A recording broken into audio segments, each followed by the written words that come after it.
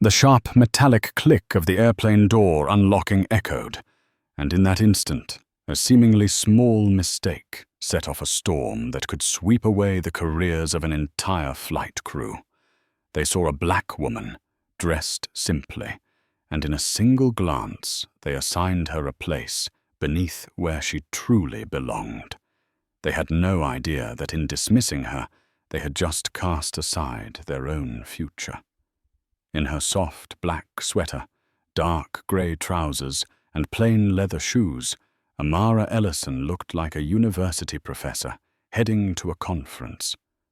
None of them imagined that this 46-year-old woman could, with a single phone call, shake an entire corporation.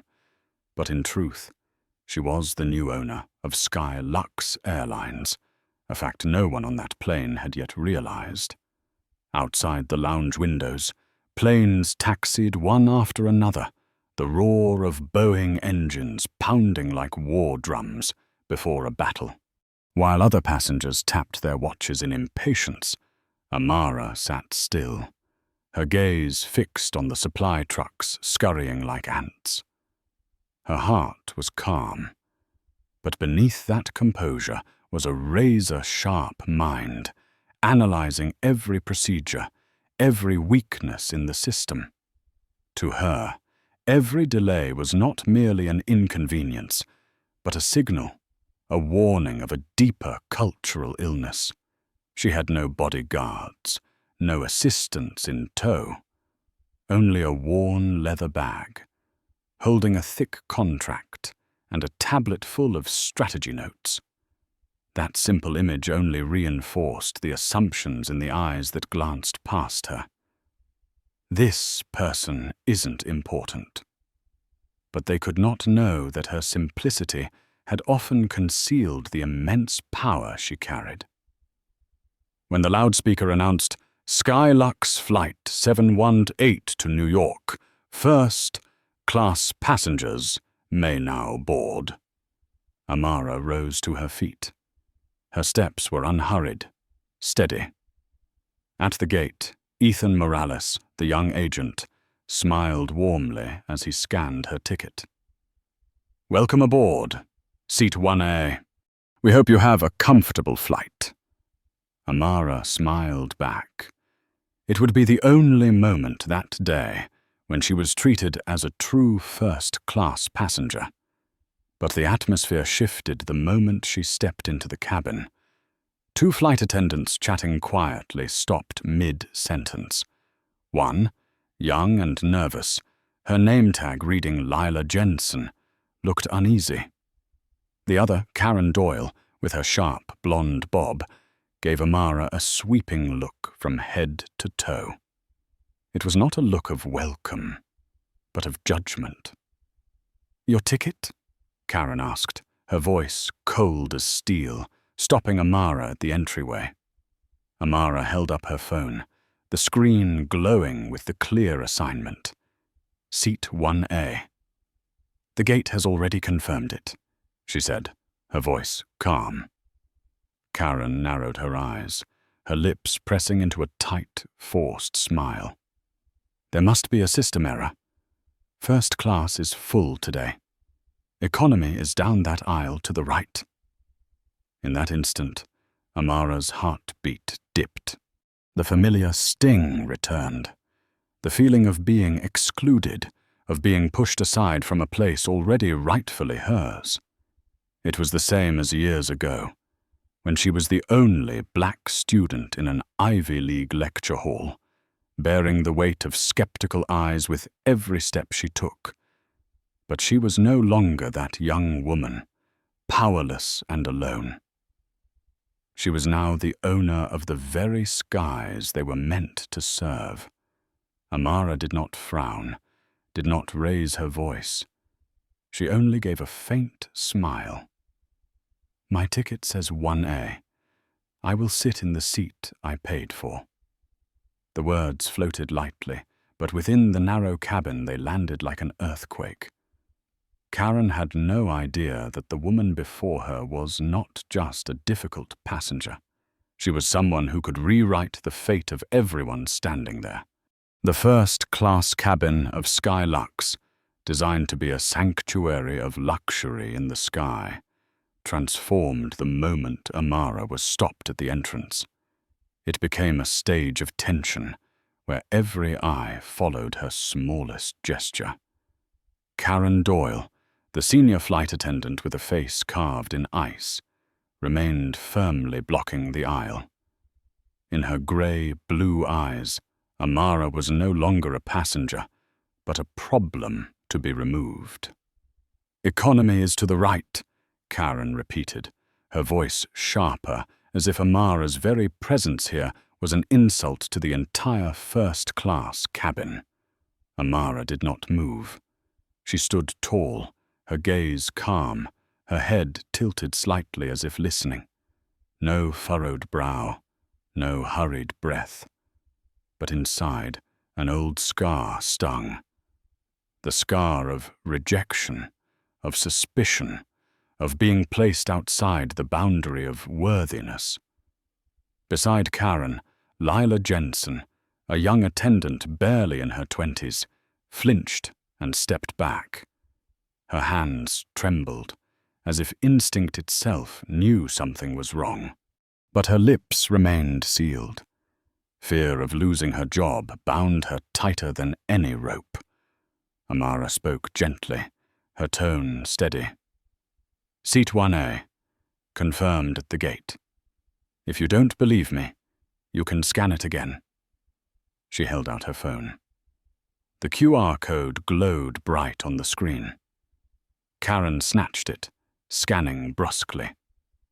The machine beeped, a green light flashing. The system confirmed. Seat 1A, Amara Ellison. For a second, Karen's face froze, but instead of apologizing, she flicked her hand dismissively, her voice clipped. "This system malfunctions all the time.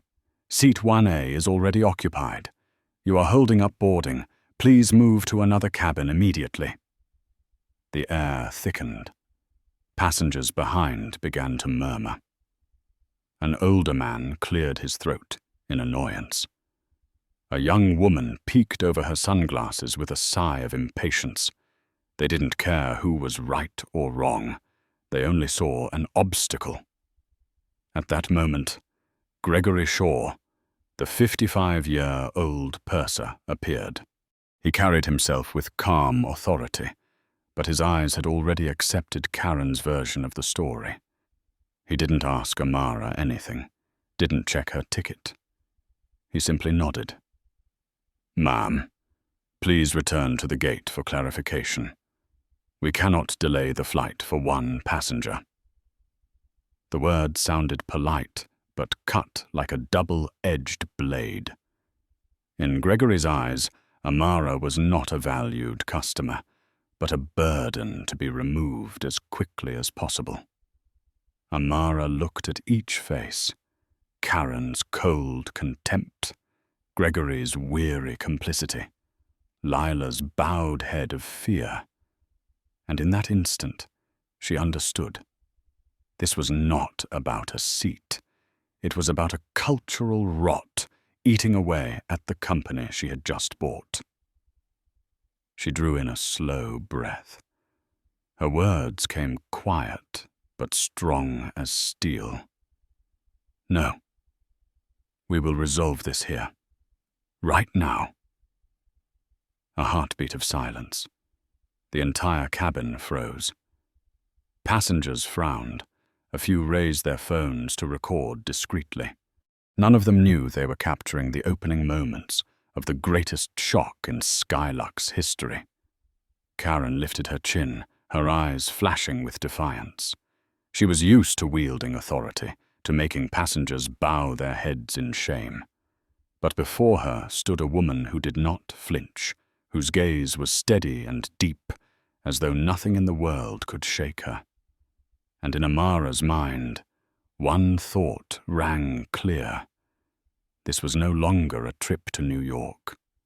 This was a test. And they had already failed at the cabin door. The air in the first-class cabin thickened like a dense fog. Every gaze locked on Amara, waiting to see if this woman would retreat or continue being a so-called disturbance. But Amara did not waver. She moved past Karen Doyle, her shoulders straight, each step calm yet resolute, as if the very floor of the aircraft belonged to her. Karen hurried after her, her sharp voice slicing through the cabin. "You cannot just walk in here. That seat belongs to a platinum passenger. You are not allowed to sit there." But Amara did not answer. She walked deeper into the cabin, her dark eyes sweeping over the rows of seats. Then she stopped. Seat 1A, the most coveted spot in the cabin, by the aisle, stood empty. The pillow and blanket were still wrapped in plastic, the light above casting a glow on the polished leather surface. There was no sign anyone had occupied it. The entire cabin seemed to hold its breath. The man in seat 1B, middle-aged in a wrinkled shirt, glanced up from his phone, the corner of his mouth curling into a half-smile. He was clearly enjoying the free drama. Amara stood beside the empty seat, turning back to face Karen and Gregory. She did not need to speak. The chair itself was proof, clearer than any argument. Karen's face flushed red. Her arrogance, usually hard as steel, cracked. Yet instead of admitting fault, she forced out another lie, her voice tight but sharp. "This seat is reserved for a VIP who requires extra space. She pointed toward the man in 1B, needs the room. We are holding it for him." The man snorted, raising his eyebrows. "Me? No. One seat is plenty." He lowered his head again, scrolling his phone, leaving Karen stranded in her own embarrassment. A ripple of murmurs spread from the passengers behind. Some frowned in irritation. Others let out quiet chuckles. The veil of deceit had been torn apart before their eyes. Gregory Shaw, the seasoned purser, tried to salvage control. He stepped forward, his voice heavy with authority. "Ma'am, please step outside so we can discuss this. You are disrupting the boarding process. If you refuse, we will have to notify the captain." Amara turned, her eyes deep and cold as stone. Her voice dropped low, a whisper sharp enough to slice through the air. "Am I disrupting, or are you trying to cover up what is wrong?" The question cut through like an invisible blade. Chloe, the young flight attendant, shivered, her eyes glistening with tears because she knew the truth. But her lips stayed sealed, silence binding her to safety. Passengers began pulling out their phones to record. Each press of a screen became evidence, another eye trained on the crew. Karen clenched her fists, hissing through her teeth. "Enough! You are now a security threat." Amara did not respond. She simply laid her hand gently on the armrest of seat 1A, as if marking it with her presence. And in that moment, a harsh truth echoed like a warning bell in her mind. They did not see her as a passenger. They saw her as an intruder unworthy of crossing this boundary. But soon, they would learn, the very outsider they tried to push away was the one who held the power to decide their fate. The whispers in the first-class cabin grew heavier, like an undercurrent about to erupt. Some passengers were irritated at the delay, others amused as they filmed the drama to upload online. But for the crew, every passing second was another step toward losing control. Purser Gregory Shaw glanced at Karen Doyle. His eyes no longer held the certainty of a leader, but the desperate plea of someone drowning. Karen, her face flushed red, tried to keep her voice sharp as a blade. "We cannot allow this passenger to continue causing disruption. Gregory, call the captain now." The cockpit door swung open. Captain Richard Hale, 58 years old, stepped out. Tall and impling, his neatly cut silver hair and stern gait gave him the presence of a general accustomed to issuing orders and expecting obedience. The entire cabin fell silent, as if his arrival alone carried absolute authority. "What is going on here?" His voice was deep, commanding. Karen rushed forward, her tone dripping with drama. "Captain, this passenger is deliberately occupying a seat that does not belong to her, refusing to move and obstructing the boarding process. We have explained multiple times, but she refuses to cooperate." Captain Hale turned his gaze on Amara. It was not the look of someone seeking understanding, but the assessing glare of someone deciding, problem or no problem. And in a single breath, he had already labeled her. His voice rang out, each word striking like a hammer on steel. "Ma'am, you have two choices. 1. Accept the seat assigned to you in Economy Plus. 2. Disembark this aircraft and wait for another flight. I need your answer now. We cannot allow this entire flight to be delayed." The words accept and disembark dropped into the heavy air, thickening the atmosphere even further. A passenger exhaled loudly behind. Some nodded in agreement. Others looked at Amara with a mix of curiosity and pity. Gregory sighed in relief, as though the weight had been lifted from his shoulders onto the captain's. Karen smirked, her lips curling with satisfaction, convinced that the woman who did not belong here would finally be forced to yield. Amara remained still, her hand resting on the armrest of seat 1A. In that moment, she did not only hear the captain's voice.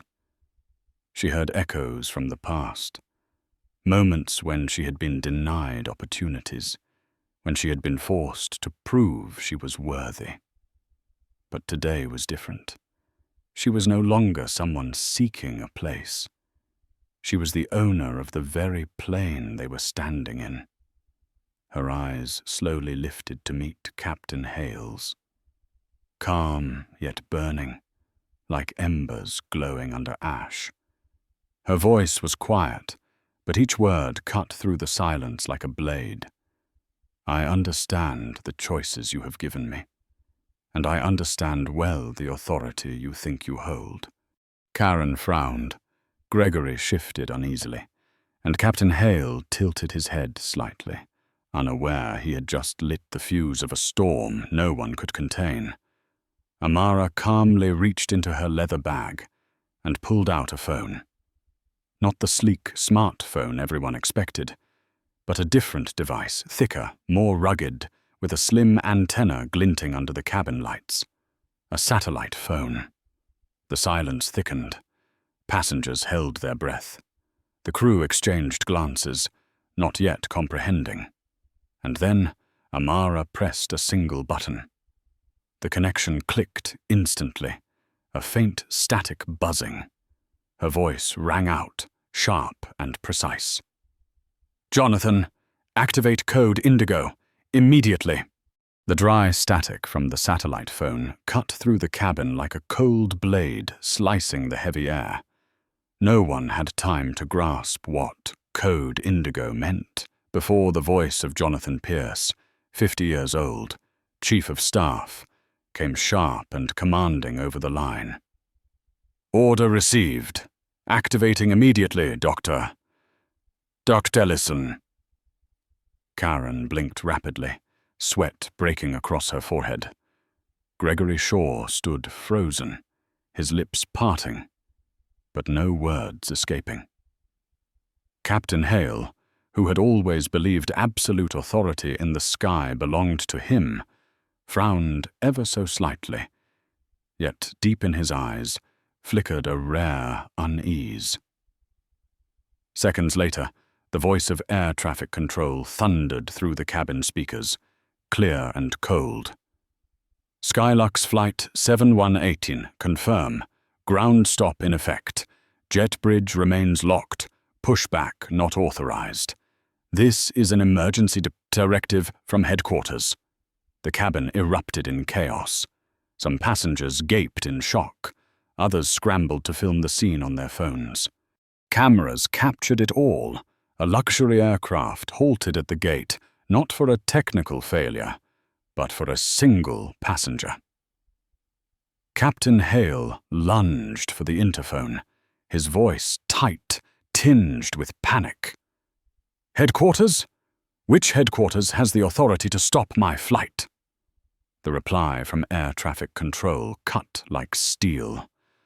"Authority signed under Ellison. Alpha. Level priority. All flight operations suspended until direct instruction is given."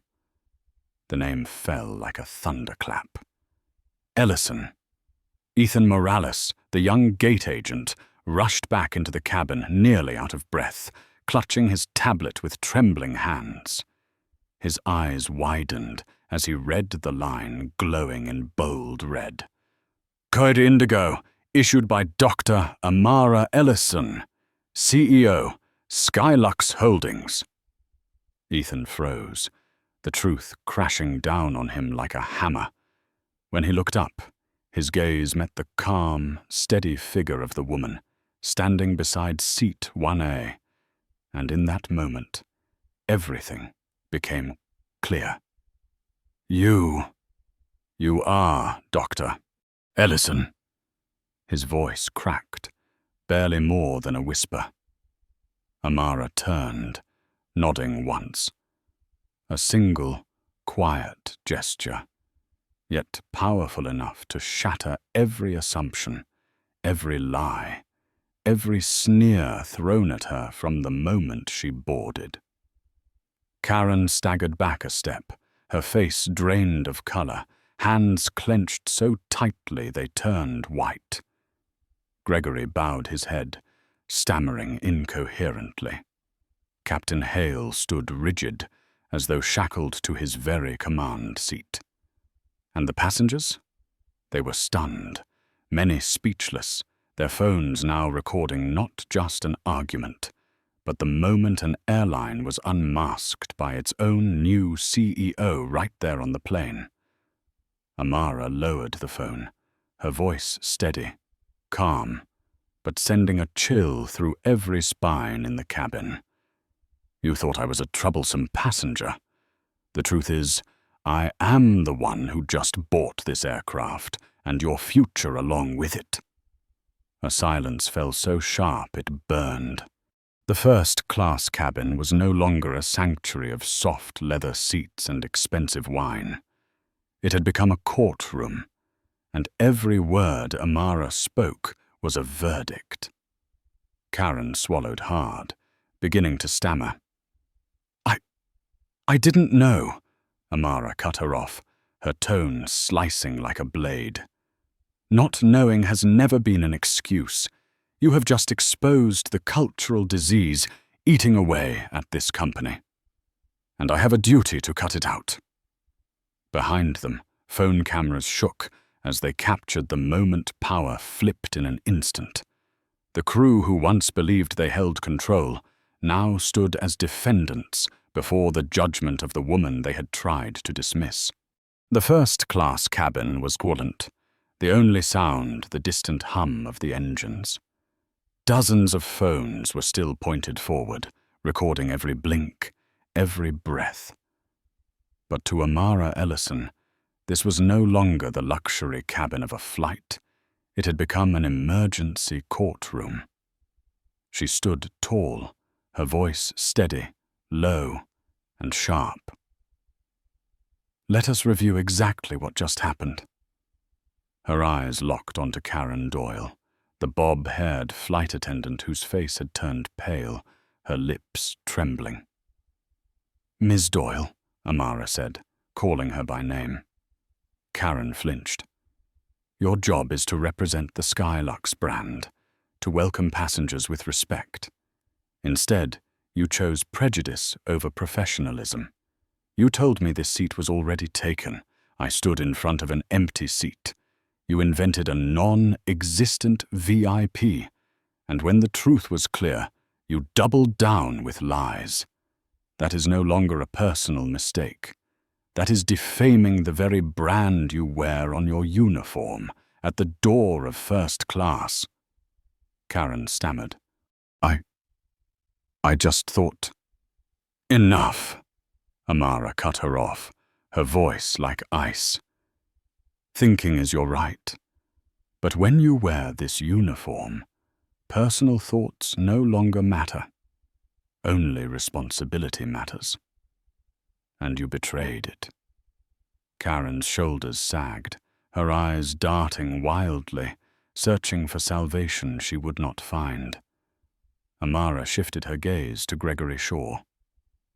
The 55-year-old purser, who had once carried himself with confidence, now stared down at the floor, his hands gripping the edge of his jacket.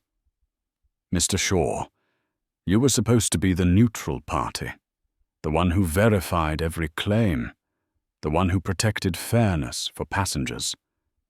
But you never even asked to see my ticket. You chose to believe the word of your subordinate, because it was the easier path. You call that efficiency. I call it systemic cowardice." Gregory let out a faint groan, as though something had crushed his chest. Never in his life had a passenger stripped him bare like this, let alone the very CEO of his company. Then Amara turned to Captain Richard Hale, her eyes blazing like fire.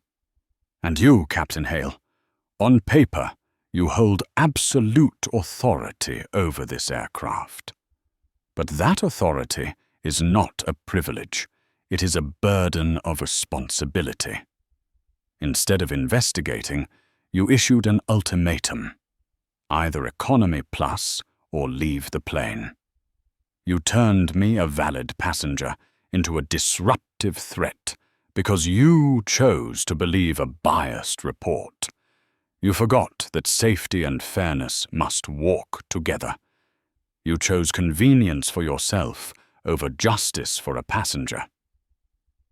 The air grew so heavy that even passengers in the back shuddered. A man in seat 1B quickly shut off his camera and lowered his head, afraid of being pulled into the storm. Only Lila Jensen remained, the young flight attendant pressed against the wall, tears threatening to spill, her hands shaking as she clutched a tray. Amara's tone softened, no longer as sharp as when she had addressed the others. "And you, Ms. Jensen, I saw the fear in your eyes from the beginning. You knew what was happening was wrong, but you stayed silent. Silence is also a choice, and today that choice put you in line with those who disrespected this brand." Tears streamed down Lila's face. She sobbed quietly, whispering, "I'm sorry."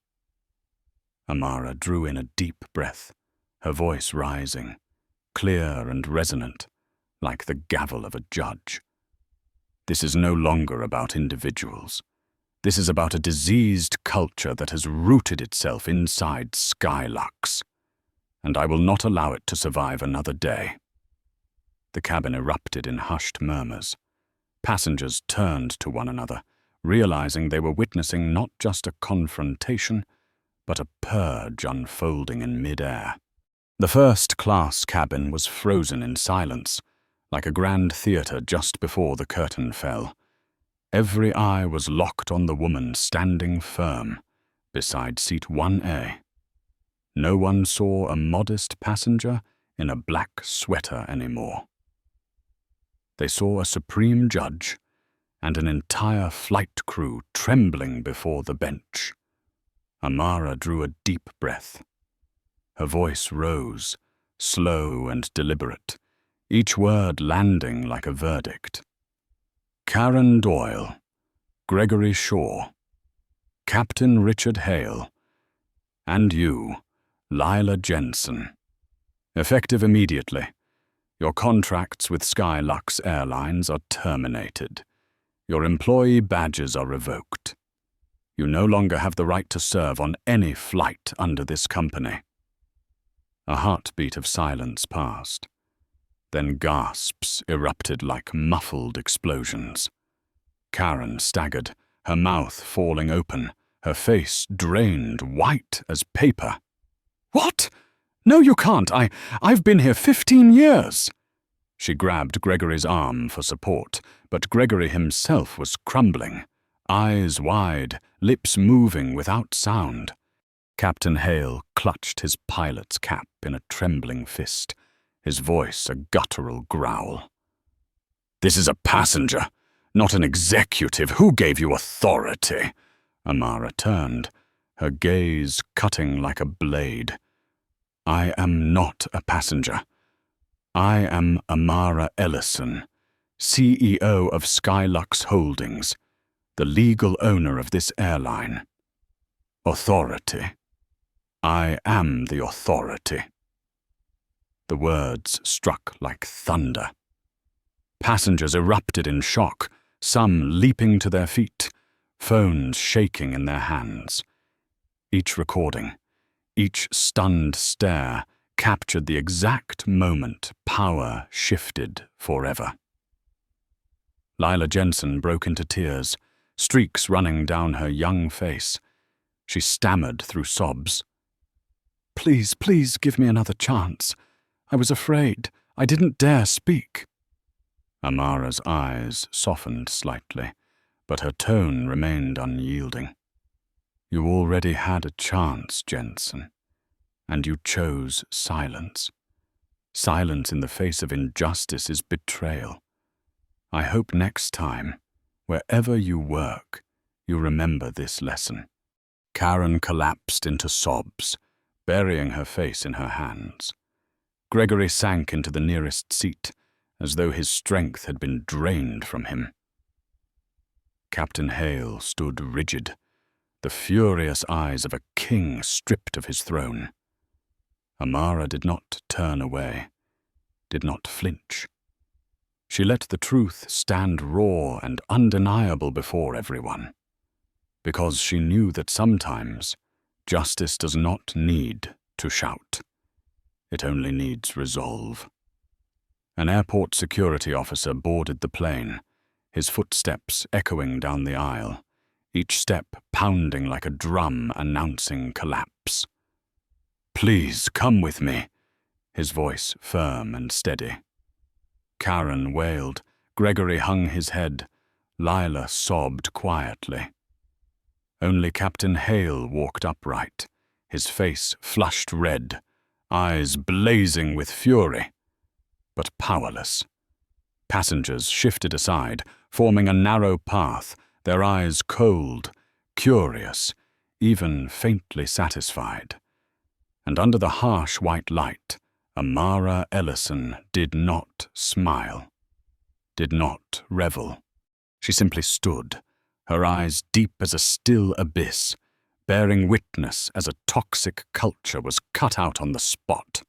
The cabin door swung open again, but this time it was not airport security. 3 men in disheveled suits, ties askew and breathing hard from running, rushed onto the plane.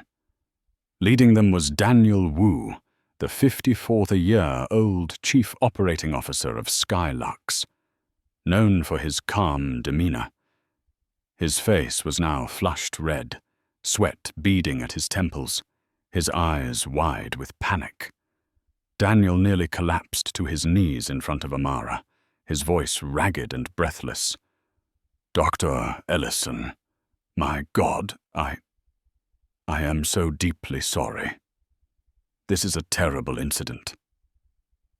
We will handle it immediately."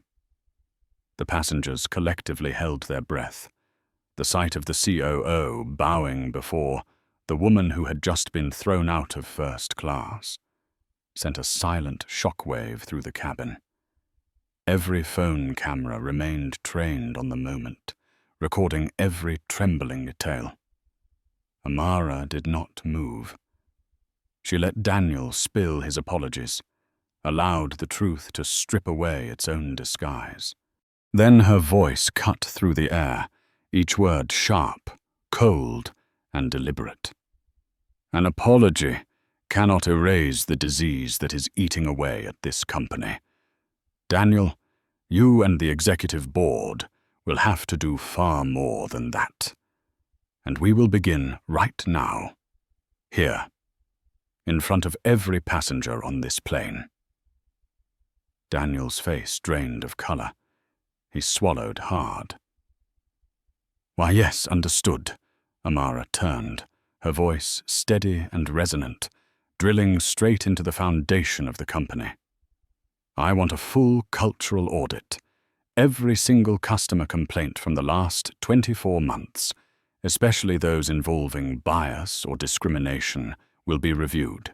Each case will be disclosed. None will be hidden. Daniel nodded frantically, his hand trembling as he scribbled on his tablet. Amara continued. Second, I want a mandatory training program for the entire flight crew. Not just customer service training, but training in equity, respect, and debiasing skills. Anyone who cannot meet the new standard will have no place at Skylux. Murmurs rippled through the cabin. Passengers exchanged glances, some nodding, others pressing harder on the record button, aware they were witnessing history unfold. Amara paused, her gaze sweeping the cabin. When her eyes met the passengers, still holding their phones aloft, she raised her voice, making each word even clearer. Skylux will no longer be an airline where the power of a uniform outweighs the rights of a passenger. From today forward, anyone wearing this uniform must serve with respect, not with prejudice. Daniel bowed low. The two executives who had come with him trembled, hardly daring to breathe. The first-class cabin seemed to vibrate, not with the hum of the engines, but with the weight of restructuring orders delivered right here on the aircraft floor, before the eyes of those who had witnessed the truth from the very beginning. Amara stepped back half a pace, her voice dropping lower, but carrying more weight than any shouted command. And finally, Daniel, make sure today's message does not stay within these 200 passengers. I want it to echo across the entire world. Daniel Wu had not yet recovered when Amara stepped directly into the aisle, turning to face the passengers packed into first class, and even those seated in business just behind. Phones were raised high, lenses fixed on her, the cabin lights reflecting across her calm face, as if she had been preparing her whole life for this very moment. Amara drew in a slow breath and spoke, her voice carrying without a microphone, clear enough for everyone to hear. Ladies and gentlemen, my name is Amara Ellison. 3 days ago, I acquired Skylux Airlines, and what you have just witnessed is a cultural collapse, right here at the doorway of this cabin. There are no excuses, no justifications strong enough to cover it. You were forced to wait, pulled into a humiliating scene that never should have happened. The cabin hushed, broken only by the quickened breaths of the passengers. A middle-aged woman clutched her husband's hand tightly. A young man gave a faint nod, his eyes lit with admiration at Amara's courage. She continued, her tone low but sharp as a blade. Skylux owes you an apology, and I, as CEO, accept full responsibility on behalf of the company. But words alone are never enough. Only action can serve as a true apology. The cabin held its breath. Amara turned and gestured to Daniel. His hands trembled as he picked up the cabin microphone, his hoarse voice echoing through the speakers. "Ladies and gentlemen, under the direct instruction of Dr. Ellison, CEO of Skylux, we are announcing the following. Every passenger on Flight 712 will receive a full refund for their purchased ticket, regardless of class. In addition, each passenger will be granted a complimentary round-trip flight of the same class, valid for 12 months. A wave of astonishment swept through the cabin, like a sudden gust of wind. Some passengers widened their eyes, a few nearly sprang from their seats. A silver-bearded gentleman could not help but break into applause. Then, scattered claps followed, spreading down the aisle, swelling into thunderous applause. Amara bowed her head slightly, one hand placed over her chest. "You have become witnesses to a painful truth, but it is because of you that this truth can no longer be hidden. I promise you this. Skylux will change, not with polished slogans, but with sweat, discipline, and a rebuilt culture. And you will be the very first to see that change take form." Her eyes swept across the rows, pausing on a woman in sunglasses, who had earlier shown annoyance when the incident first unfolded. The woman now gave a faint nod, her lips pressed tight. A small gesture, yet one heavy with acknowledgement. The second round of applause erupted, louder, longer, rolling through the business cabin as well. A few passengers even shouted out, "Bravo!" "Respect!" Amara Ellison stood tall, her face not adorned with prideful triumph, but with the calm of someone who had just taken on a monumental responsibility. She knew this was not yet victory. This was only the beginning. The cabin door opened again. This time it was not security, nor frantic executives, but an entirely new flight crew. Unfamiliar faces carrying themselves with composure, eyes clear and steady. Leading them was Marisol Vega, a 43-year-old veteran purser with her hair neatly tied back, her stride firm, and a calm, assured smile. She bowed slightly to Amara before addressing anyone else. "Dr. Ellison, it is an honor to serve you and all of our passengers today. Please rest assured, from this moment forward, this flight belongs to safety and respect." Amara gave a small nod, her eyes reflecting a glint of acknowledgement. She did not need flattery. Just by their demeanor, she knew this crew were people of discipline and dignity. Karen, Gregory, Hale, and Lila had already been escorted out. Their silhouettes disappeared beyond the jet bridge, leaving behind a heavy void in the cabin, like the hollow left by a surgical cut. Yet into that space, the new crew stepped, filling it with quiet professionalism. Marisol gestured to her team. "We apologize for the delay. We will do everything necessary to ensure your journey is safe and comfortable." Passengers who had been recording lowered their phones. Many exhaled with relief. Some allowed themselves faint smiles. The suffocating tension seemed to wash away at last. Amara sat down in seat 1A. For the first time that turbulent morning, she leaned back into the soft leather and drew a long breath.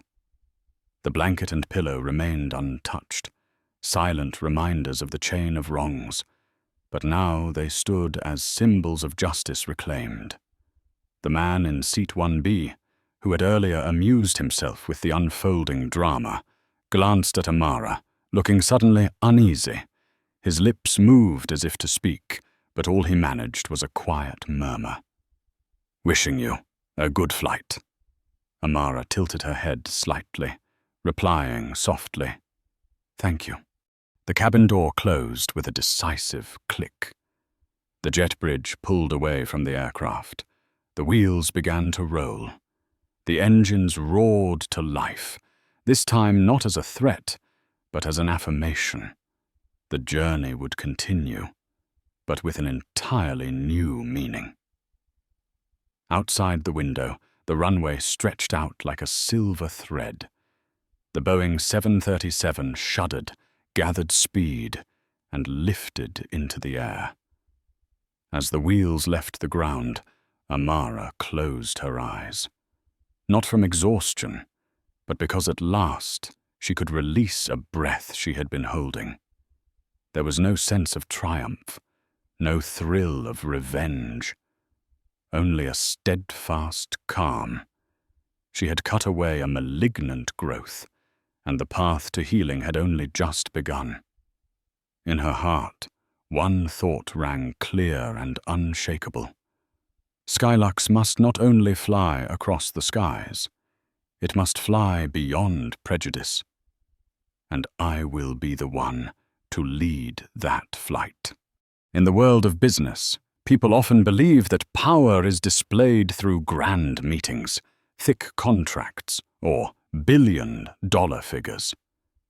But the story on Skylux Flight 718 reveals a different truth. Sometimes power is affirmed not by shouting, but by a calm nod, a decisive order, and a silence heavy with authority. Amara Ellison did not need to slam the table or flaunt her title. She simply allowed those who had belittled her to expose themselves.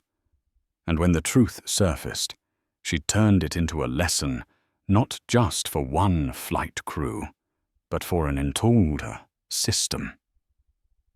That story reminds us of this. Respect is not a privilege reserved for a few. It is the minimum standard owed to everyone. An airline, a company, or any organization, if it loses that foundation, then no matter how many airplanes it owns or how many glittering offices it builds, it is nothing more than a castle built on sand. And for those who have been dismissed, excluded, or deemed unworthy, remember this. True value does not lie in the judgmental eyes of others, but in the strength you carry within your heart. The strength to stand tall, to refuse to back down, and when the moment comes, to rewrite the rules.